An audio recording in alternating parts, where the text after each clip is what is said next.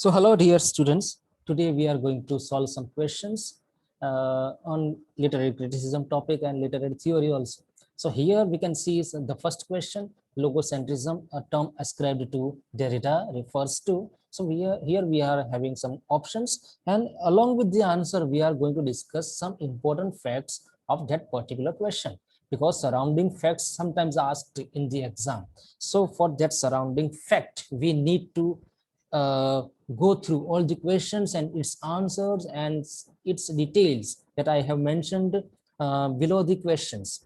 Okay, so first option is there, the nature of Western thought, language and culture since Plato's era. This is the first option. Then second is the nature of Western thought, language and culture from ancient times, and the values of liberal humanism, the values of enlightenment. So here we are having the answer, the nature of Western thought, language and culture since Plato's era. This is the right answer, friends. And what about logocentrism? So what it is? It was coined by German philosopher once. Okay, logocentrism was coined by German philosopher Ludwig Klages, and it was coined in early 1900s. It is a term used for speech, thought, law, and reason. So these four words are there for which this term logocentrism is used, and Ludwig Klages was the propounder of this term. Moving ahead is we have structuralist poetic stresses on linguistic competence, critical competence, ideological competence, or etymological competence. So answer is linguistic competence. Structure is there, that's why, and we can notice it. So structuralist poetics stresses on linguistic competence, and this particular term, the phrase structuralist poetics, it is a book with full title Structuralism, Linguistics and the Study of Literature, published in 1975 by Jonathan Culler. So the full title may be asked, Structuralism, Linguistics and the Study of Literature. Ahead, for the new critics, a poem is a historical document, a well wrought on, an expression of author's personality, a reflection of society. This question is a little critical question because it is having a mistake also, and it is taken by me from one question paper.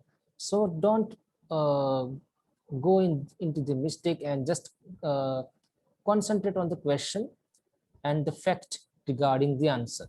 So the answer is a well wrought on. We should remember the fact relevant to the well wrought on this particular work. So concentrate only on that.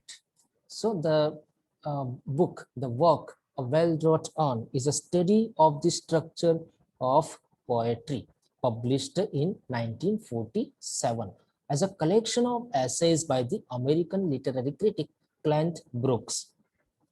So here two or three important facts are there in this particular detail. So a well wrought on, it is regarding the poetry, the structure of poetry. It is a study of the structure of poetry, and it was published in 1947, that we should remember. And what it is a collection of essays. Okay, it is an essay collection by whom? So by American critic Clint Brooks. That we must remember, Clint Brooks published this particular work in 1947, and it is well wrought on, and it is a study of structure of poetry. Next is in tradition and the individual talent, Eliot presents his theory of impersonality, theory of prose, theory of narrative, theory of personality. So what is the right answer? The right answer is A, theory of impersonality. Tradition and the individual talent, published in 1919, that must be remembered easily. So it is its publication year, and this particular work is an essay written by the poet and critic T.S. Eliot, very popular poet and critic T.S. Eliot of the modern era. So he published this particular essay. tradition and the individual talent, in which he talked about his theory of impersonality. Next is, this essay was first published in the Egoist. Egoist is the journal in which this essay was first published by him, and later in Eliot's book on criticism, The Sacred Wood, it was published. Okay, in this book it was published. So first in the Egoist it was published in 1919, and after 1 year it was once again published in his book on criticism, The Sacred Wood. Then theory of impersonality, what it is? So it is referring to impersonal relationship between a man as a poet and as a common man. That is a relationship. Then the impersonal relationship it is talking about. Okay, so moving ahead, friends, the next question is, a key text in post-structuralism is Derrida's book, The Critical Difference of Grammatology, 7 Types of Ambiguity, or The Well-Wrought On. So which one is his book? It is very simple and easy question. It is B of Grammatology. It is Derrida's book. Details, when we see the facts, it is a book published in 1967 by the French philosopher Jacques Derrida. So two important things are there. Derrida was a French philosopher. Sometimes the native is also asked. French philosopher he was, and he published his book in 1967. And this book was published in English in 1976, after 9 years.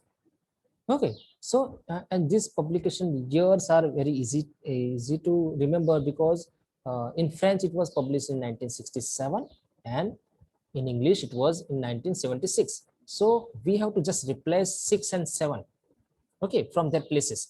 So published in after 9 years in English, translated by whom? Gayatri Chakravarti Spivak, very important personality in literary criticism and theory. Gayatri Chakravarti Spivak translated this book of Derrida of Grammatology. And grammatology refers to the scientific study of writing systems or scripts. That must be remembered.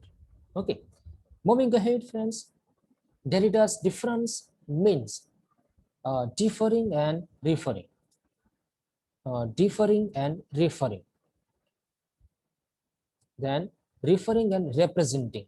Then differing and deferring. So something like very difficult to pronounce. The words are looking like the same. Okay, but I tried my level best.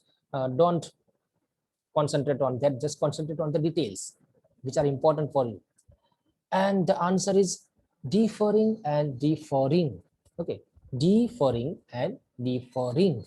So here the stress on the first word is on D, deferring, and on the second word it is on for, deferring. Okay, and the detail difference is a French term coined by Derrida. So difference here, we are using this term occasionally in our speaking in English, but particularly this word difference was first coined by Derrida, Jacques Derrida, and it is a French term. And a central concept in his literary theory of deconstruction. It is there in the theory of deconstruction theory by Derrida. Difference, the concept, and it means difference and deferral of meaning in text. Then moving ahead, friends, number 7, for whom is the unconscious structured like a language? So here Lacan, Freud, Jung, Adler. So here 4 options are given. The right answer is Lacan. Jacques Lacan. Jacques Lacan is also referred as the French Freud. Okay, this must be remembered. Very important fact. Who is referred as the French Freud? So it was Jacques Lacan. Then unconscious is structured like a language in a sense that it is a signifying process that involves coding and decoding, or ciphering and deciphering. Lacan defines the unconscious as the discourse of the other. Okay, Lacan here defines the unconscious as the discourse of the other. So here Lacan is the person who referred as the French Freud also, and for him the unconscious structured like a language. Then ahead, heteroglossia, a term coined by Roman Jacobson, Gayatri Chakrabarti Spivak, Mikhail Bakhtin, or Homi K. Baba. So right answer, friends, here is C, Mikhail Bakhtin. Mikhail Bakhtin, first of all, let's see about heteroglossia. Heteroglossia refers to the coexistence of distinct varieties within a single language. Okay, it is referring to the coexistence of distinct varieties within a single language. In literature, it is a diversity of voices, styles of discourse, and Bakhtin defined it as another's speech in another's language. He defines it as another's speech in another's language, serving to express authorial intentions but in a refracted way. It is the definition as he defined this heteroglossia. Once again, let's read it out. He defined it as another's speech in another's language, serving to express authorial intentions but in a refracted way.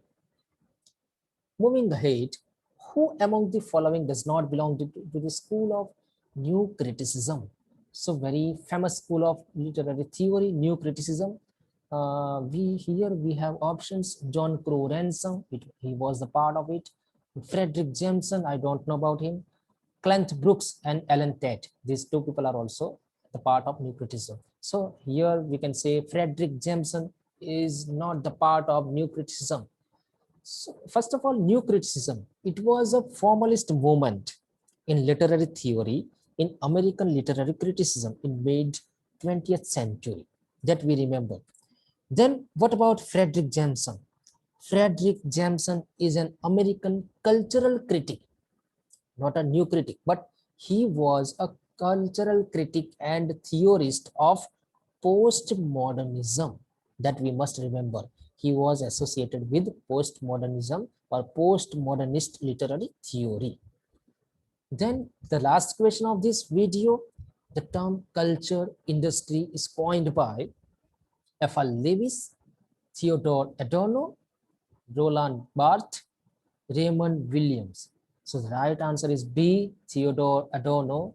And Theodore Adorno defined culture industry for describing how popular culture in the capitalist society functions like an industry in producing standardized products which produce standardized people. So here he defined culture industry in this definition, in this statement. Adorno was associated with this culture industry term. He coined this term that must be remembered. And Adorno described it with Max Horkheimer. Max Horkheimer is a person with whom Adorno defined this term, culture industry. So he was associating with Max Horkheimer during the definition or discussion of this culture industry. So these two people were working collaboratively on this theory, culture industry. So friends, that's all for today.